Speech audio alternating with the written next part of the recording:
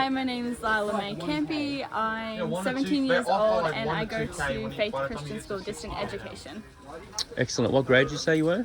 I'm grade 12. Grade 12 now. Wow. Well done. That's awesome. How long have you been going to that school? I think this is my second or third year now. Wow. And where did you go previously? I've been everywhere. Yep. I've gone to, I've tried a lot of the distant ed schools like ACC, Jubilee. I've also gone to day school as well. Yeah. Wow. Awesome.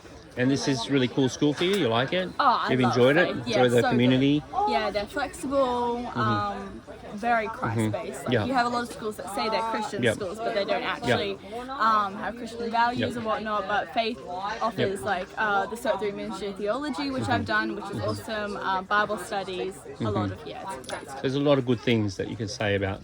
Oh, 100%. And there's not many bad things. No. All right, well, we don't want to say them on camera. Maybe in a survey when we don't put our name. Yeah. I've got a couple of questions here for you. They're really cool questions, and I know you have, just say it from your heart, there's no right or wrong answer. If you could see one thing to change in our world, what would that one thing be? If you could see one thing to change in the world today, what would that one thing be? Are we like infinite possibilities or like realistic? Realistic, like now you can see the way the world is, there's a lot of chaos. Yeah. But anyway, just out of the top of your head, like what would that one thing that you really see if that would change, the world would be a better place? Obviously, the first thing that's sort of coming to mind is poverty. That's obviously a massive issue. I think also my heart really goes out towards like the youth. So I think that would make a massive impact, like putting more into our youth, helping them through depression and anxiety and a lot of the stuff that they're going through, because obviously they're the future generation that are going to be doing things in the world. So I think putting more into them, which I think that would make a massive impact. No, thanks for that. Thanks for your feedback, and I agree that the youth needs a lot of work, and I think there's a huge problem in our generation with poverty as well, and the need for housing, the need for employment, the need for leadership. I guess people to serve these people. Do you know when the word the gospel or the good news, what comes to your mind?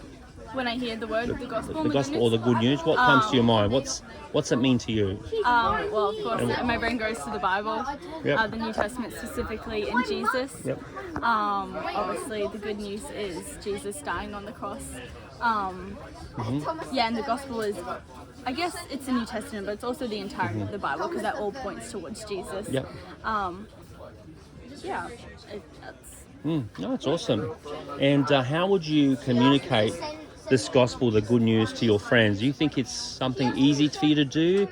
And how would, if someone that you know, hey, that person doesn't know Jesus, what would you tell them, and how would you communicate that to them? Like in what you know.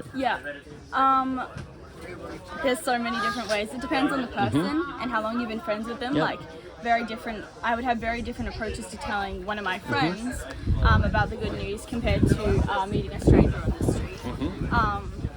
With my friends, I think it's very much living by example as well. I often have friends, or even at my work, when you don't swear, when you're constantly being kind and forgiving and patient, you often have people come up and ask you, and you're like, why are you so calm, why are you so patient, why are you so loving? And that gives you an opportunity through the way you act and you behave and you speak to share the gospel. Whereas I think with street evangelism, you need more. You don't have the time to build that rapport and that relationship.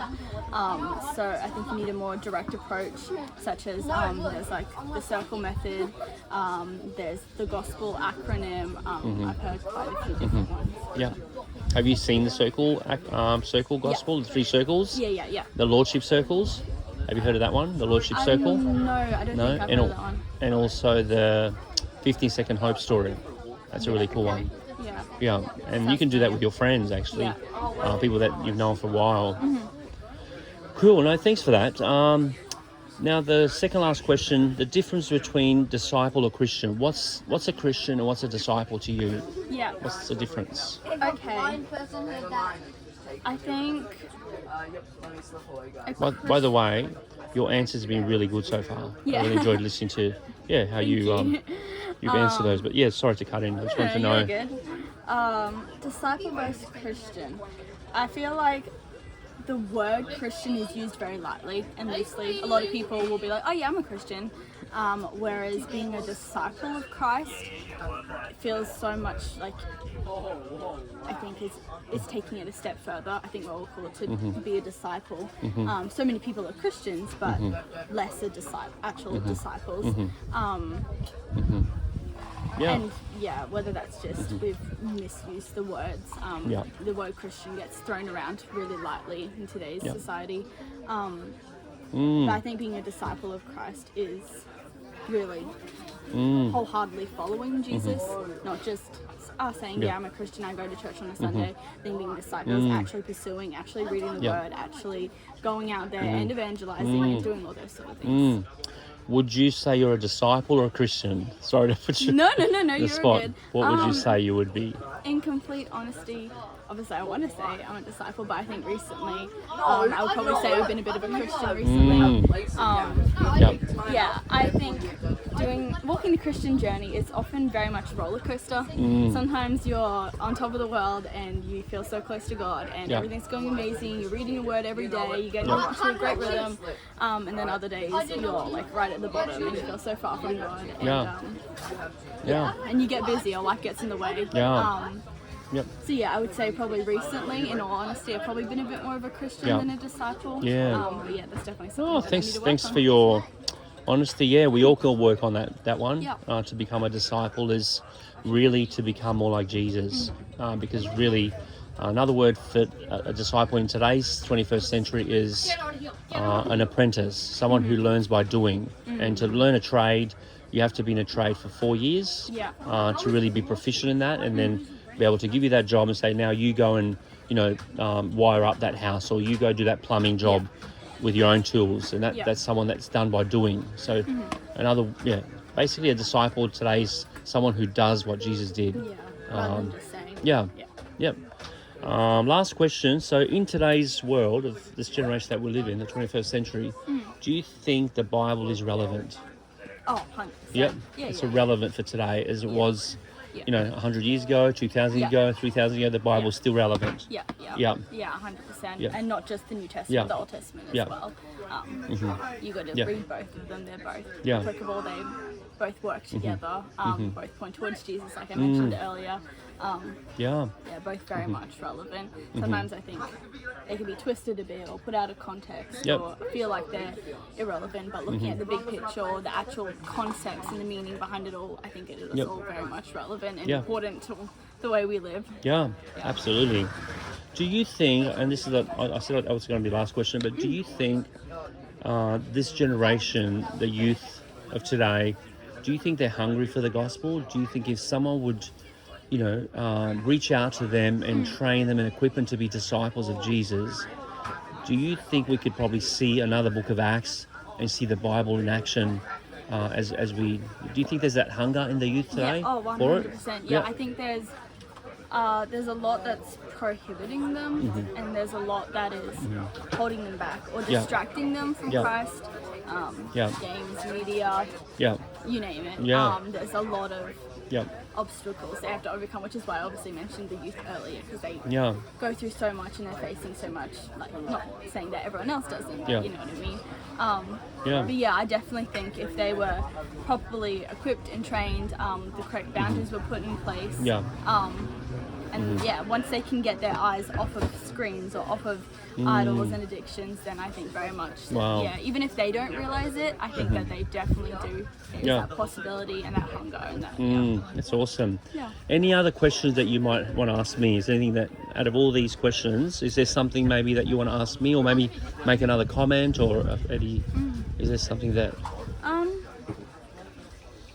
No, I think I'm good. Yeah, no, it's very good. Yep. Like, Use your I love faith. what you're doing, asking these questions and getting us thinking, because it's so easy to just be like, oh yeah, I'm a Christian, and you don't think about it, you don't talk Yeah. about it, you don't Yeah. anything. No, I just Yeah. appreciate what you're doing. And Awesome. I think the next step, I think for you and different people that I've asked over the last year, I've sort of interacted with youth, is just being there for supporting parents who have youth that are open to being trained to be disciple makers. Not just a disciple, but a disciple maker who plants disciple making churches, which we really need.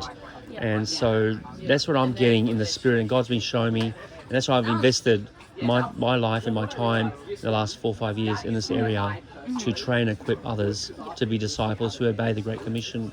But thanks so much, Lyla May. It's such an amazing, feedback and what you said. I'm really thankful that you were able to share your heart, be honest, and whatever you do today, be blessed. Are you going to be racing? no, Not racing. You're just going to watch from the cheering on, cooking from the food, sideline. supporting. Yeah. Yes. Thank you so much. Well, be blessed. Enjoy the rest of your day.